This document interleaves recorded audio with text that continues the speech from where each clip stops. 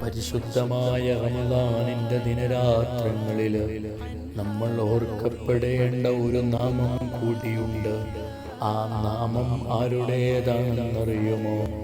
മക്കയിൽ ജനിച്ച് മദീനയിൽ വളർന്ന് മിസ്റിന്റെ മണ്ണിൽ വഫാത്തായി തൻ്റെ മനസ്സും ശരീരവും യജമാനാകുന്ന റബ്ബിലേക്ക് സമർപ്പിച്ച് ലോകനേതാവിനോടുള്ള മഹബ്ബത്ത് തൻ്റെ ഹൃദയത്തിൽ കീഴടക്കി മഹിളകളുടെ നേതൃത്വമായി കുടുംബജീവിതത്തിൻ്റെ പര്യായമായി ഇമാം ഷാഫി റളിയല്ലാഹു അൻഹു അടക്കമുള്ള വലിയ മഹാരഥന്മാരുടെ ആത്മീയ നിർവൃതിക്ക് കാരണമായ സയ്യിദ ബീവി നഫീസത്തുൽ മിസ്രിയ